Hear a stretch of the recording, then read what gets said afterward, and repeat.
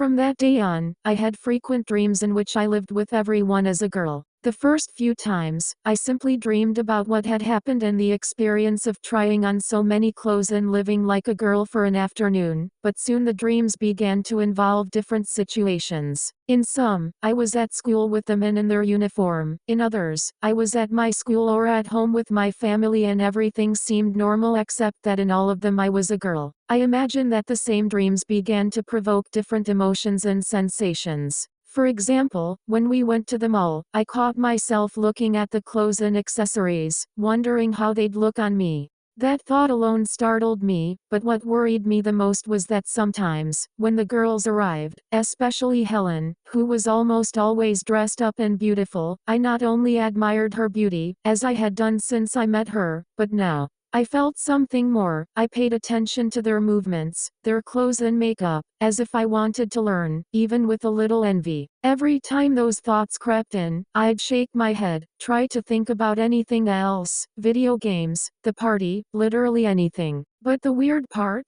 I didn't hate those thoughts. Not really. In fact, I couldn't deny that I had enjoyed that afternoon, undoubtedly, much more than I wanted to admit. Turned into a court girl for a quinceanera party. Part 3. Almost every afternoon we did something. We went to the pool, or to one of the girls' houses to watch movies, or to the mall. One day, one of my cousin's friends even arrived at her house on a mini motorcycle, which was all the rage at the time, with 50 or 100cc engines and automatic transmission. He invited them all to go for a ride with him, and almost everyone happily accepted. Only Helen said she didn't trust him and would get on if he let me drive. I didn't have much experience riding motorcycles, but I knew enough to show off to the two prettiest girls in the group. That afternoon, I felt like Tom Cruise in the movie Days of Thunder, carrying Nicole Kidman on the motorcycle, and it was one of the few afternoons I remember not thinking about seeing myself as a girl again. That night, I slept well and dreamed of Helen hugging me on the motorcycle as we rode along a mountain road. Everything was going well until Friday's rehearsal. We all arrived except Helen. We waited a bit for the rehearsal to start, but about 15 minutes later, the teacher asked me to take her place while her son took mine for practice.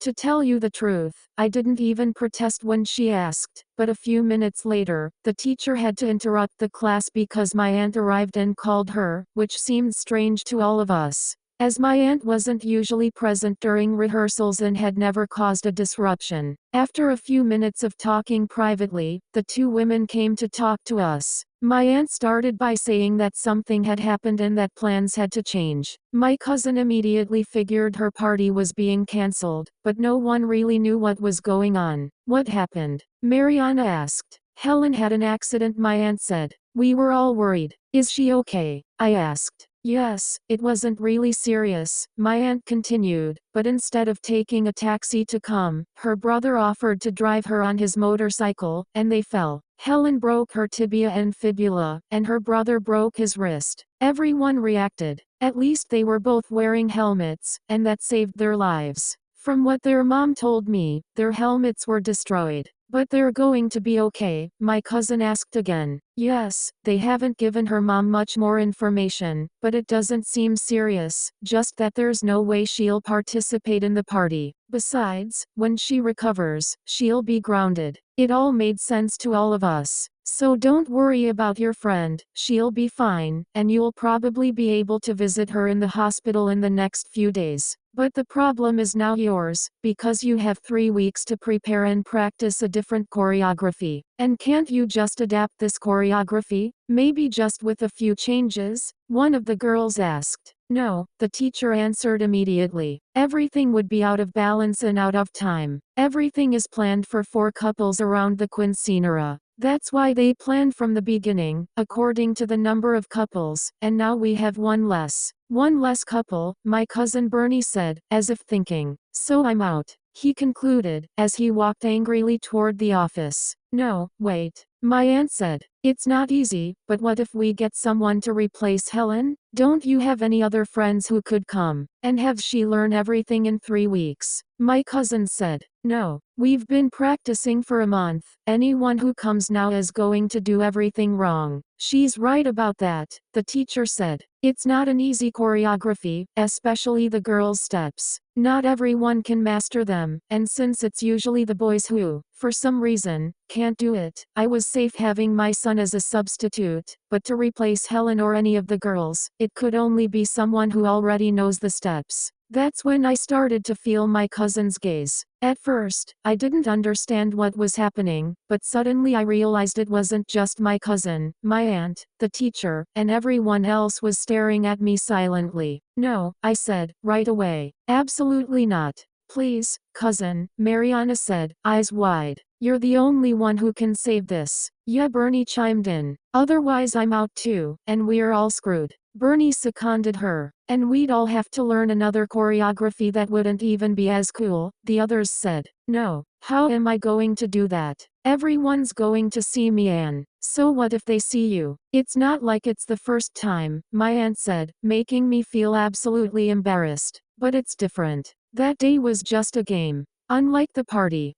What are people going to say? And my mom? People can't have an opinion about things they don't know, so no one could know anything. Is that clear? She asked everyone present. Everyone nodded silently. But what about my mom? She's coming to the party, and she's going to know, I said, in a desperate attempt to hide my excitement. My aunt took a moment to respond. I think if I explained the situation to her, your mom would understand that you'd only be doing a huge favor for your cousin, who's the one being celebrated, for Bernie, who wouldn't be left out, for your friends, and even for me, who wouldn't have to pay for another entire choreography. I hesitated. My heart was pounding, but not just from nerves. There was this weird, electric part of me that wasn't totally scared, maybe even excited. But Helen's dress. She's your size, my aunt said. It'll just need a few small changes. Mariana stepped closer. Please say yes. I looked at everyone. All those eyes on me. It was like falling off a cliff, except halfway down, I realized I wanted to jump. I don't want to pressure you into doing something you don't want to do, but you'd be helping us all a lot, and maybe you'd even enjoy it more than you imagine. But what are you going to tell my mom? Let me take care of your mom. You tell me, if I get her to agree, will you take Helen's place? And everyone else? With the party you're throwing, the whole city will be there. That's true. If we're going to do this, you have to understand that Jerry isn't the only one who's going to take the risk and commit to saving the party. Here, we're all in the same boat. It's my reputation in society, and it's each and every one of you, and if this turns into a scandal, we'll all remember it for a long time. Is that clear? Everyone agreed. If anyone disagrees or doesn't know if they can keep this a secret, it's best to say so now, and we'll find another solution. My aunt concluded. Everyone promised to keep it a secret. So, if your mom agrees, will you help us? With all the eyes on me and the promise that no one would say anything, I had no choice but to accept. Good.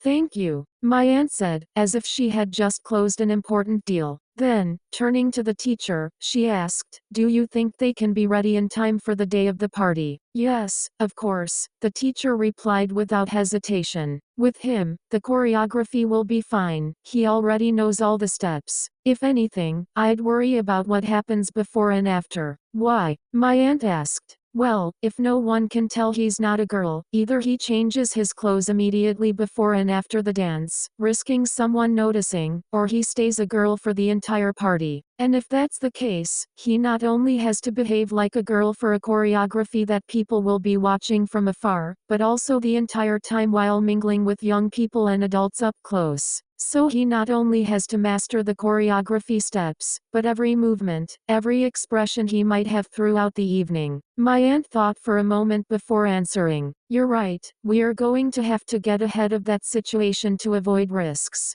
For now, I have to go. My aunt left, and during the remaining time of rehearsal, the teacher again asked everyone to remain absolutely discreet, reminding them that they could face repercussions if this became public. Everyone agreed again to secrecy. When we got home, my aunt was waiting for us. I was thinking about what teacher Carmen said, and I want to ask you something. The day you stayed at the mall, when you were dressed as one of the girls, were you with anyone else besides your group of friends? No, it was just us, my cousin said. Why? Because the teacher is right. It's one thing if no one notices you by staring at you from a distance, and it's another to be around everyone throughout the entire party. The whole community will be there, there will be boys who will approach you, and even press photographers. If we want this to go well, we need to take care of every last detail, your voice, your way of walking, the movements of your hands, everything. I know it's a lot to ask, but are you really willing to do all this to help your cousins and me? Yes, Aunt, I replied uncertainly. Then we can't waste a moment. If we want to be safe, you have to be a girl from today until the day of the party. The whole situation was escalating too quickly. I only managed to ask, have you talked to my mom yet? Yes. I already talked to her, and she's very proud that you're the one who's saving us all. So let's get started. First, I need you to put this cream all over your body, wait 15 minutes, and then take a shower. In the meantime, Mariana and I are going to find something you can wear to go shopping. Like autopilot, I just followed the instructions I was given. After a few minutes, the cream started to itch all over my body, but I waited the 15 minutes, and while I was showering, I noticed that the little body hair I had simply went down the drain. When I stepped out, the clothes were waiting: cotton pantyhose, a matching bra, a summer dress, and ballet flats. It wasn't my first time wearing girls' clothes, but this time felt different. This time, I wasn't playing dress up, I was preparing for something bigger. I didn't know if I could fool everyone. What if someone found out? What if I liked it too much? Would I be able to go back to just being Jerry? As I dressed, those thoughts circled like a storm. When I finished, I looked in the mirror, and even without makeup, it was obvious something was changing. It was me, but I wasn't the same as always. I was a girl. Not only my face, but my shoulders were also more delicate. Maybe it was the effect of the dress, but my waist and hips were changing, as was my chest. It had only been a week, and somehow, my body seemed to fill out the dress more, and the scariest thing, I felt good looking like that. I felt beautiful. Almost unconsciously, I grabbed a brush and started combing my hair. It was then that my cousin knocked on the door and opened it without waiting for me to answer. Are you ready, Jessie? I don't know, I think. I answered uncertainly. Wow, Mariana said. Without another word, she pulled me by the arm and led me to sit in front of her vanity. There she applied a little dark concealer on the sides of my nose and around my face, a touch lighter for the tip of my nose and under my eyes, a little blush on my cheeks, a very thin line of eyeliner, mascara, and you're ready. I thought it was very little compared to the time they spent on my makeup last time, but she assured me that at our age, we shouldn't wear too much makeup and that was enough. Again, they didn't even give me time to think about what was happening. My aunt was already waiting for us to leave. We got in the car and went straight to the mall. My aunt instructed Mariana to take me shopping for everything I needed for the next weeks. You know, what's in style, what girls your age wear every day, my aunt said to Mariana. Okay, Mom. So, a pair of jeans, blouses, and some skirts? No, we need to get her completely used to acting like a girl, so no jeans. Skirts, dresses, blouses, enough panties and bras so she doesn't have to wear yours, and of course, some cosmetics and accessories. Here's my card.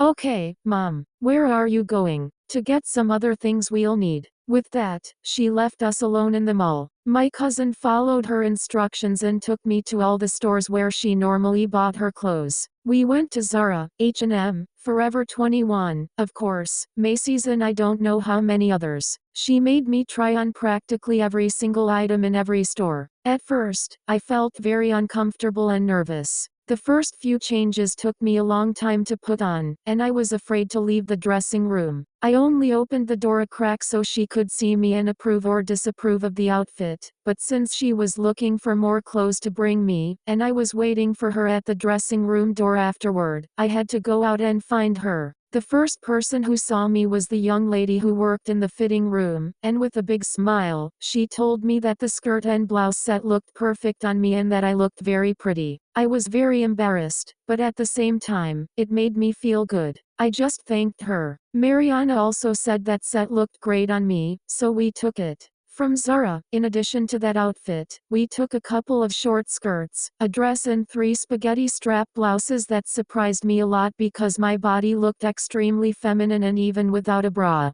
The swelling I was having in my chest clearly looked like small boobs. No one seemed to notice anything odd about me. The salespeople, employees, and customers all saw me and treated me like just another girl. By the time we got to H&R, I was much more relaxed. They had a huge variety of skirts, dresses, blouses, and accessories in all sorts of materials, textures, and colors. I couldn't help but be excited by the variety of styles and textures. Before I knew it, I was actively participating in the search and selection of styles to try on. We arrived at the fitting room with our hands full, so there wasn't much else for my cousin to look for while I tried on clothes, so she waited outside until I asked, "How do I put on this dress? Can I come in?" she asked. I hesitated for a moment. I was standing in the fitting room in my bra and panties. "I don't know," I said. "What's wrong?" "We're both girls," she said. I looked at myself in the mirror for a moment and saw that the only thing different was the bulge that seemed to be extra in my panties. I quickly hid it between my legs and opened the door for her. Mariana came in, looked me up and down, and repeated, "See now, we're both girls." I smiled back, but somewhere behind the smile, I felt a flicker of guilt. Was I pretending? Or was I discovering something I hadn't allowed myself to see? She helped me put on the dress, which turned out to be a short dress in sheer woven fabric with an embroidered pattern. It featured a fitted bodice, halter neckties, and a partially open back above a gently flared skirt. Honestly, I didn't even need to look in the mirror. The dress fascinated me, and my cousin's expression confirmed that I had to take it. Then we heard my aunt's voice. "Are you here?" "Here," Mariana answered, opening the door so my aunt could see us. "I was looking for you girls, but I'm glad you're having fun," she commented, making me feel embarrassed and guilty again. "Yes," my cousin replied, as she showed her what we bought at Zara and what I was trying on. "Very well," my aunt said. "I see you don't need me at all, so I'll just leave this and see if I can get ahead with the other things we'll need," as she handed me a couple of small boxes. "Put this on and try everything on again. There are the instructions, and if necessary, Mariana can help you." The first one was some breast forms like the ones the seamstress had used, to increase my size. My cousin immediately helped me put them inside my bra, which had a couple of surprising effects. The first, obviously, on my figure, but the second one caught me completely off guard, which was the sensitivity of my breasts and the reaction of my entire body to the slightest touch of my cousin's hands. The other box said tucking gaff garments. We didn't really know exactly what it was until we saw the instructions with little drawings. My cousin gave me a mischievous look and said, "I didn't see that you needed this, but maybe just to be safe. Do you think you need help putting it on?" Very embarrassed, I told her I hoped I could manage it myself.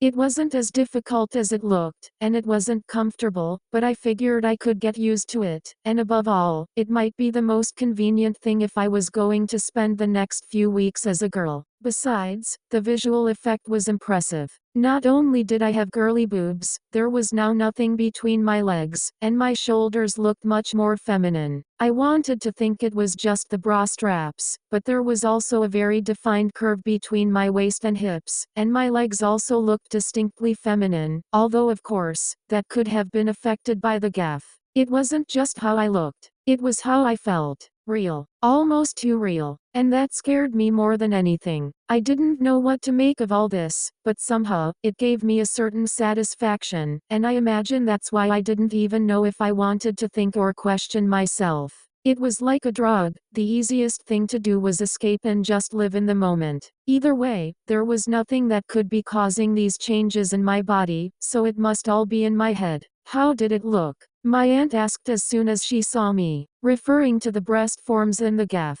Well, a little uncomfortable, but I think everything looked fine. Yes, they told me it would be uncomfortable at first, but you'll see that in a while you'll forget about it. Yes, I hope so, I said, more uncomfortable because of the conversation than the clothes. That's great, because you're going to have to wear that 24 hours a day. 24 hours? I asked. Yes, of course, those clothes are totally functional. They're made so you can even, well, do anything without taking them off. So from now on, you live like a girl, sleep like a girl and wake up like a girl. You only take it off to shower and put on another one. My aunt said as we walked to Forever 21. By that point, I had stopped even thinking about anyone seeing anything in me other than a girl, and I was trying to behave like one. But from then on, to actually sleeping and waking up like a girl, I started to worry. How was this situation going to end? There, among other things, my aunt insisted on buying a couple of nightgowns. At Macy's, the dresses were more expensive, but the shoe department had every variety you could imagine: sandals with or without heels, pumps, Mary Janes, flats, kitten heels. I tried on several styles and felt a little awkward and insecure when it became clear I had no experience with high heels, but even at that moment, no one seemed to hesitate. We left the mall like girls in a TV advertisement, with tons of bags, and almost everything was for me. When I realized it, I felt a little guilty. Auntie, it's a lot. Maybe we should return some things. I don't think I'll need that much for 3 weeks. Don't worry about it, niece. If you consider what I'm saving by not having to pay for a new choreography or reschedule the entire event, this is nothing. Besides, if you have to adapt to living fully as a girl, you need the full experience, enough clothes, shoes, and everything. In fact, tomorrow we have an appointment at the salon to get your hair done and do a makeup test, so in the morning, don't do too much makeup on her, she told Mariana. Instead, teach her at least the basics so she can do her own makeup. We arrived at her house at night, just to have dinner and get ready for bed. My aunt said that if I was going to be a girl for the rest of my stay, I couldn't sleep in Bernie's room, that it wouldn't be right, so I would have to move into Mariana's room. It seemed a little ridiculous to me. After all, she knew I was a boy, why would she prefer me to sleep with her daughter? But with my aunt, there was no arguing, so Mariana helped me move into her room and put all my new clothes away in one side of her closet. After dinner, my aunt sent us to bed. When we entered the room, I was nervous, thinking about sneaking into the bathroom to change and trying to respect her privacy, but without the slightest concern, she just started undressing in front of me as if it were nothing. "Aren't you going to change?" she asked. "Yes, but really? Here. Of course. What's the problem if we're both girls now?" I sat on the edge of the bed, my back to her, took off my clothes, and as quickly as I could, put on the nightgown my aunt had bought. Mariana looked at me and said, "You're not going to sleep with your bra on, are you?" "I don't know," I replied. "Of course not.